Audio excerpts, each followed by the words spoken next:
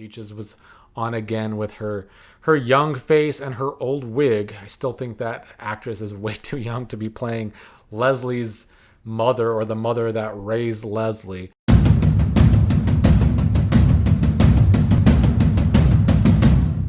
It's Wednesday, October 22nd, 2025. Time to talk about today's Wednesday episode of Beyond the Gates.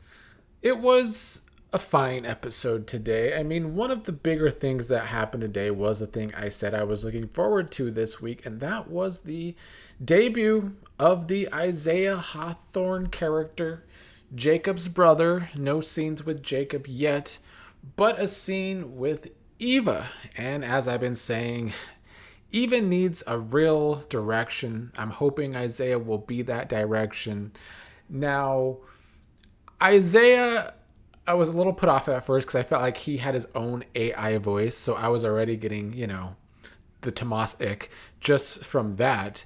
But the difference is, and we've talked about this in the past, there's been plenty of soap opera male characters who are good looking, but not the best actors.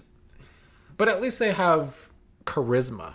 And I feel like the actor that plays Izaiah does have that charisma. So that could definitely work in a soap opera. And he's not as bad of an actor as the actor that plays Tomas, who also doesn't have charisma. So that's been, one of my biggest problems going down with the show overall. Eva did the impossible and has been able to get some sparks out of Tomas. So no doubt Eva and Izaiah have a spark.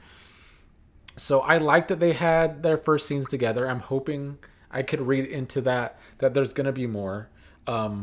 She let him keep her pen in hopes to see him again. Also said she wants to see him around at one of the hot spots in the future.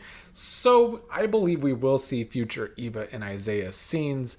We learned a little bit about him, that he is older but in grad school. He learned that she works for her father. We learned that he likes to help kids find their dreams because his dream might have been crushed before. I'm assuming there's going to be some drama within the Hawthorne family. I don't know if it will be between Jacob and Izaiah yet, but probably. This is a soap opera. We don't have, other than the half siblings that are Kat and Eva, we don't have a real sibling clash going on. Certainly with males too, so that would be good. I think he's going to have issues with his father, old Elon Hawthorne, who I feel like we haven't seen in quite some time. So maybe it was that Elon wanted him to be a cop just like Jacob, and Izaiah decided to go his own route, so he's kind of the rebel of the family. I don't know, but I'm happy we have new blood on this show, just period. These soap operas from time to time definitely do need new blood, and that is what we're getting here.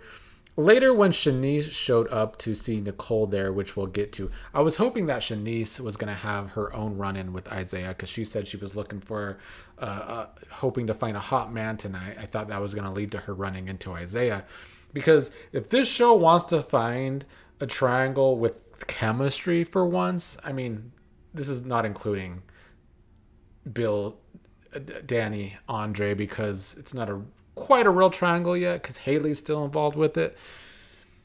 But if they want a real triangle with chemistry, unlike Kat, Tomas, Eva, unlike Derek, Andre, Ashley, I think a Shanice, Eva, Izaiah love triangle could work, because much like Eva, Shanice is an actress that has chemistry with a lot of people.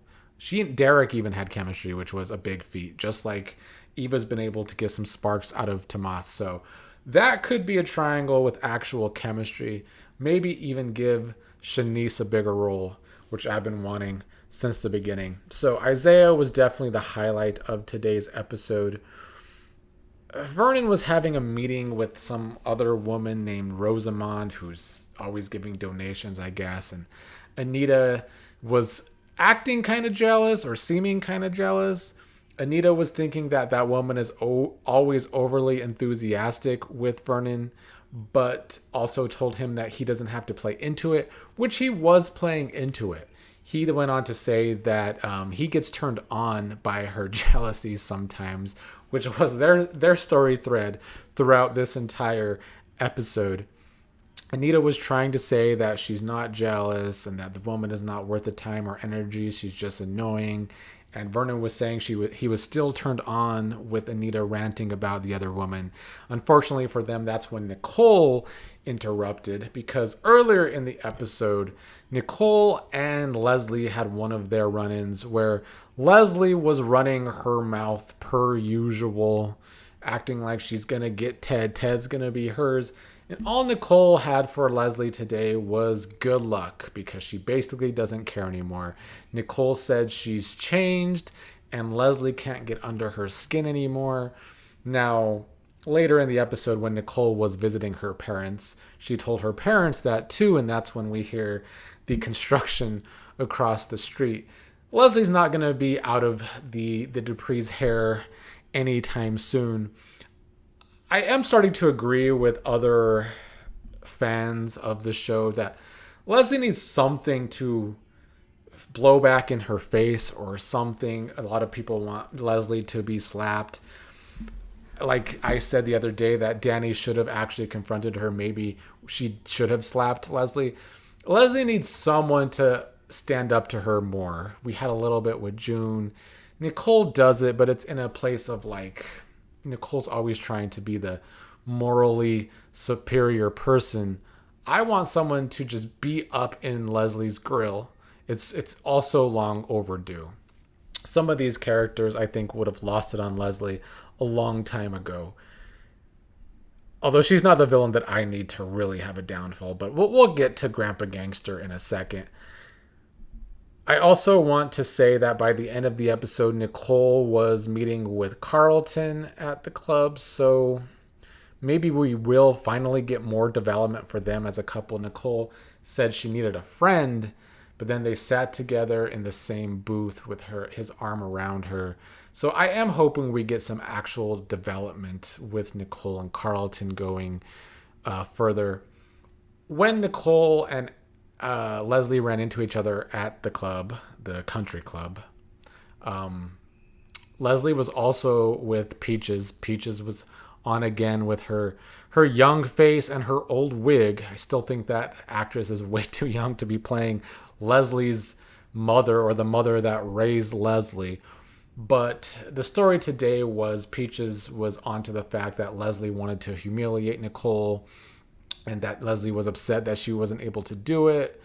Leslie was called out from Peaches for feeling less than to compare when comparing herself to other people, which has been spot on. The show has been really trying to do a better job of humanizing Leslie over the past couple months, and I think this was a part of that again, because after Leslie and Peaches get into it, Peaches starts having this coughing fit because she's sick, and Leslie feels bad, and they go home, and Leslie calls Eva over because she's getting sad that she knows that Peaches doesn't have a lot of time left. Her time is ticking.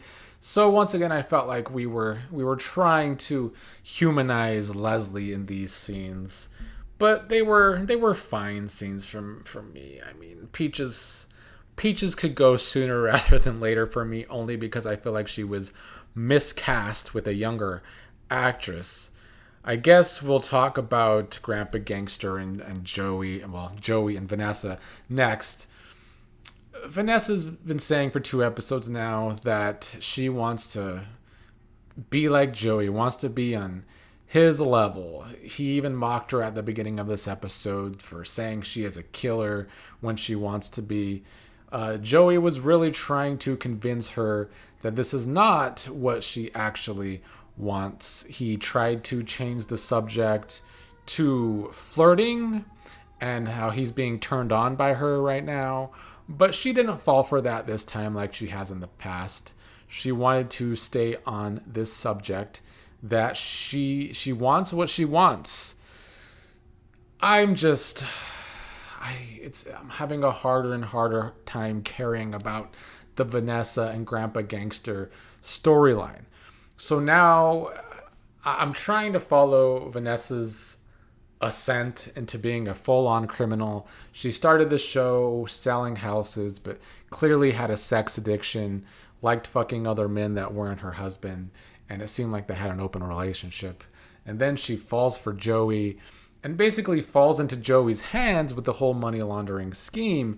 And she seems to go along with it at first because she's enjoying her affair with Joey and because it makes her extra money. But now that Doug's dead and she had her 1 week of feeling bad, her one whole week of grieving Doug, now she suddenly wants to become Queen Pin with Joey. It's a big change, and I don't feel like they did a very good job with Vanessa's build overall. If this is the direction they're taking her, she's never going to be Alex Olenov from One Life to Live. They're not at the same level, not even close. So I don't really know how I'm gonna get myself to care about this in the future. I'm hoping Donnell dies. There, I said it. That's what I want from this story. I just want Vanessa to keep making these terrible decisions and then people in her life keep dying. Because I feel like that's what she deserves at this point as a character. And I don't see my mind changing from that anytime soon. She's telling Joey, when Joey's warning that Donnell's going to be onto her if she really becomes this full-on criminal and people around town start talking about her more, Vanessa's saying, let me worry about Donnell.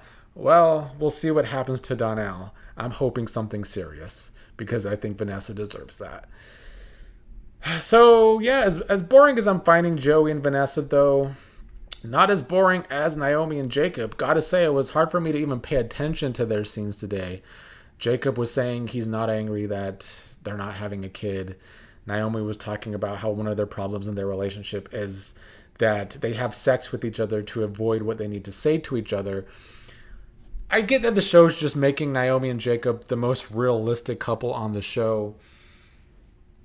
But like we've got to have some entertainment with them. They've got to become just more interesting in general. Maybe Isaiah will make Jacob more interesting, but honestly, I don't know what they can do for Naomi at this point.